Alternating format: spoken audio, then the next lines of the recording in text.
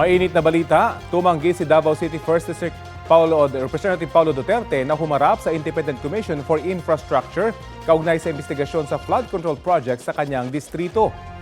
Sa isang Facebook post, iginiit ni Duterte na walang kapangyarihan o jurisdiction ng ICI sa kanya.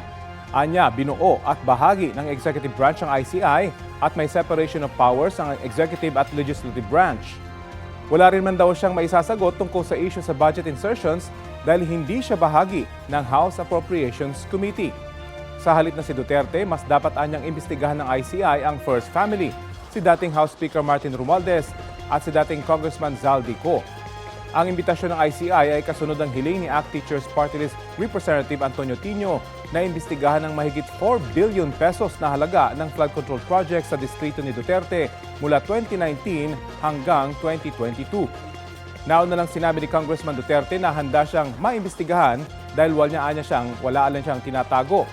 Sisikapin pang kunin ang sagot ng ICI sa pagtanggi ni Congressman Duterte sa kanilang imbitasyon. Ito ang GMA Regional TV News.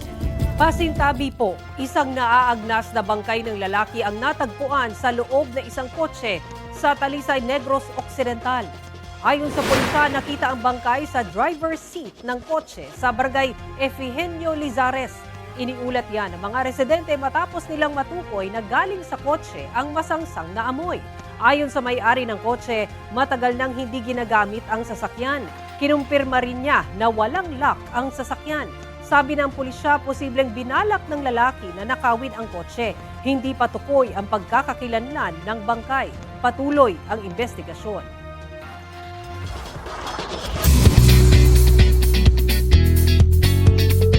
Sa Sabado, Part 2 na ng 23rd Anniversary Special ng Magpakailanman. Complex emotions ang napanood sa Part 1 na pinamagatang Sa Likod ng Krimen. Si Mikey Quintos ang gumanap na nakababatang Linda, ang rape victim na kalaunay naging hired killer. Sa pagpapatuloy ng kwento, gaganap ng Linda si Beauty Gonzalez sa episode na Ang Babae sa Death Row. Pag-amin ni Beauty at Mikey, pareho silang nakaramdam ng pressure para bigyan ng magandang pagganap ang karakter ni Linda. And I really want to give my best because totoong story po to sa totoong tao, sa totoong buhay. So I want to give justice for it. Ako natakot ako sa kanya, playing her. It was very dark. I'm not gonna deny. Pero these things happen in real life.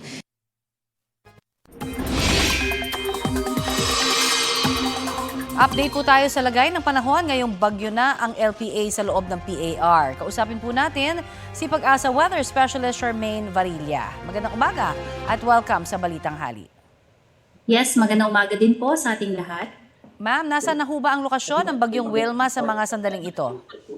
Yes po, no. So, ang huling lokasyon po nitong si Bagyong Wilma ay nasa layong 625 km silangan po yan ng Katarman, Northern Samar. At may itinaas na ho bang wind signal sa bansa? Yes po, may mga nakataas na tayong wind signal. Kanina lang po alas 11 ng umaga at kasama po dyan ang Northern Samar, Eastern Samar, Samar, Biliran, Leyte, Southern Leyte at sa may parte naman ng Mindanao. Kasama dyan ang Surigao del Norte, including Siargao at Bukas Grande Islands, tsaka yung Dinagat Islands pa. I see. At mataas ho ba ang chance na mag-landfall ng bagyo? Kung sakasakali, saan at kailan ho ito iaasahan? Yes po, nananatili pa rin po yung mataas na tsansa na mag-landfall na itong binabantayan natin si Bagyong Wilma. Dito po yan sa may parte ng Eastern Visayas. Sa pagitan po ng Eastern Visayas at dito sa may Caraga. So expected po yan na time frame bukas hanggang sa Sabado. At inaasahan ho ba na magiging maulan ang weekend dahil sa Bagyong Wilma? Kung sakasakali, alamin ho natin again yung mga lugar na maapektuhan.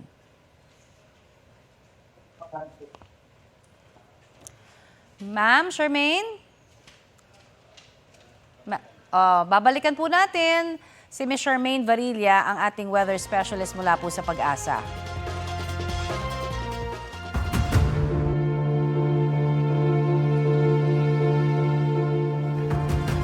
Mahigit 79 billion pesos daw ang nawala sa Kabanang Bayan dahil sa ghost flood control projects mula noong 2016. Ayon yan kay Senate Blue Ribbon Committee Chairman Ping Lacson, batay sa update na report na isinumiti ng Department of Public Works and Highways sa komite. Sabi ni Lacson, hindi pa kasama sa 79 billion pesos ang nasayang na pondo dahil sa substandard projects. Pagtitiyak naman ng Senate Finance Committee Chairman Win Gatchalian, wala nang makakalusot na ghost projects sa 2026 budget. Ngayong araw, inaasahang ipapasa ng Senado ang 2026 General Appropriations Bill sa second reading.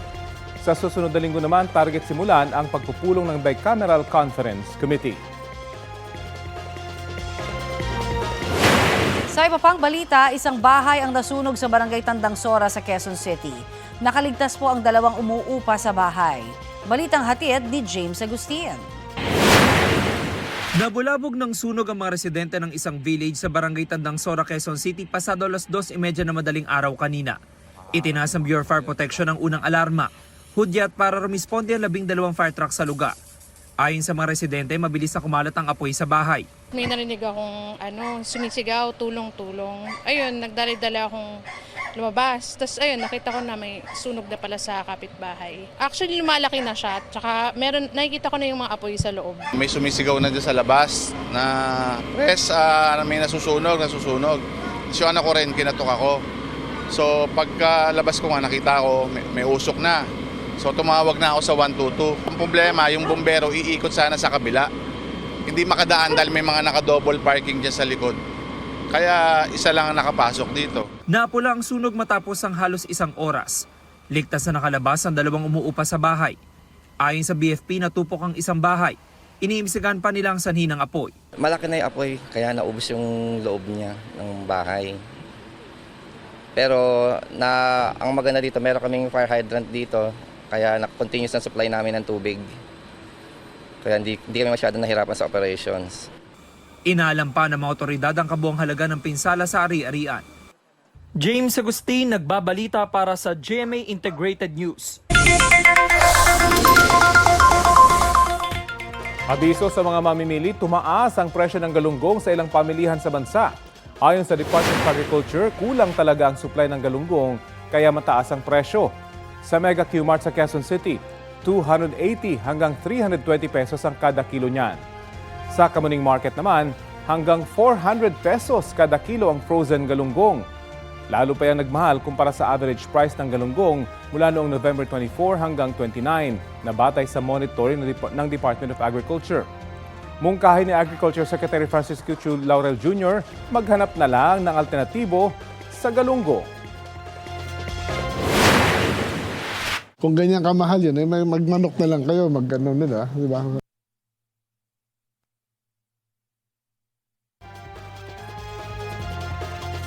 "21 days na lang, Pasko na. Silipin natin ang ipinagmamalaking Christmas decorations sa ilang probinsya. Sa Baguio City, pinailawan na ang giant Christmas tree na yari sa kawayan at recycled materials. Lalo pang nagliwanag ang Session Road sa parada ng makukulay na parol. Tila trip around the world naman ang installations sa Surala, South Cotabato. Landmarks abroad ang mga ito gaya ng Leaning Tower of Pisa ng Italy, Christ the Redeemer statue ng Brazil at Egyptian pyramids. Going up, up, up for the holidays na rin ang Magsingal Ilocos Sur. Hot air balloons ang eksena ng mga pamaskong palamuti mula sa Christmas tree hanggang sa iba pang installations.